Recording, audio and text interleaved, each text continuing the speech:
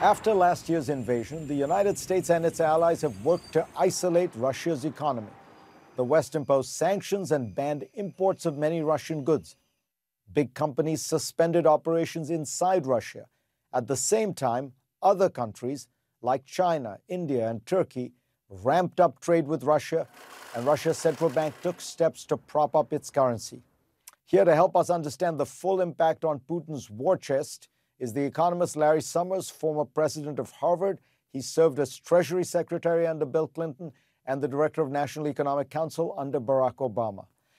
Larry, welcome. Explain to us first, is economics really central to understanding where we are in this struggle with Russia?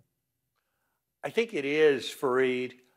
Wars start as wars of maneuver, and that's what Putin hoped it would be, and he would win quickly.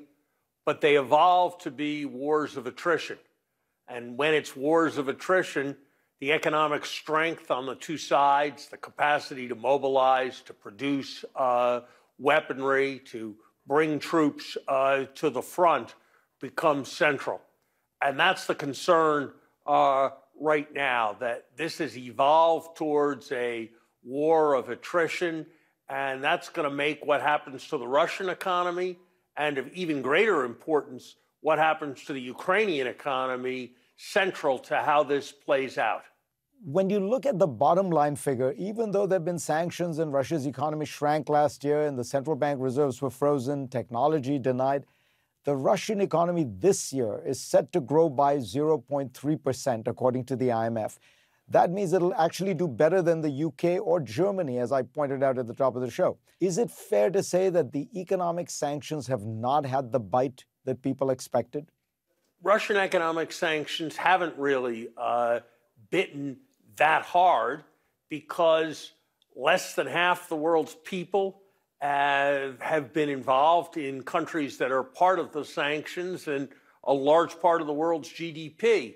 China, India, Turkey, as you mentioned, certainly more than a third, has not been part of the sanctions. And if you look at Russia's neighbors, their trade with us has ramped up considerably in the last year, which suggests that they're serving as a way station for goods to get into Russia. So there are real limits to the damage we can do Russia economically. We probably should try to stiffen up on the price caps on energy. There's some financial areas where we can tighten. But the most important part of winning the economic aspect of the war of attrition is doing much more to support the economy of Ukraine, which by some measures has declined by 40%. So the build in order to do this, and then to build Ukraine, to build out those apartment houses that have been bombed out, those cities that have been devastated, those people, millions and millions who are now destitute, that's a very, very big bill. Where's the money going to come from? I'll tell you where a large part of it should come from. It should come from Russian state assets. Russia took German assets to pay for its reconstruction after German aggression during World War II. Resources of Iraq, after Iraq went into Kuwait, were seized to support the reconstruction of Kuwait and also to compensate other nations further away who had been victims of that conflict. And that needs to be the ultimate source of support in Ukraine. It needs to be an ultimate source of support for countries taking refugees from Ukraine.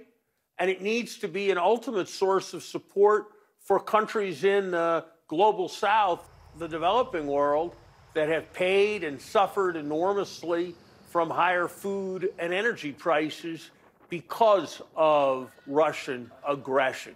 I believe that if this sets a precedent, that countries that engage in naked cross-border aggression will lose their state assets, that's a precedent that I think is a very healthy precedent to set. Now, how would this work technically? Help people understand, where is this money that you're proposing we spend?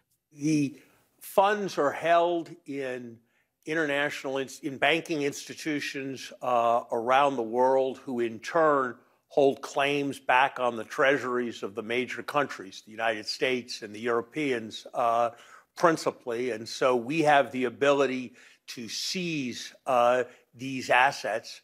And when we seize these assets, we can spend them as we see fit without any need for Russian approval, and with strong precedent from cases like what took place in Iraq. Larry Summers, pleasure to talk to you. Important message. Thank you.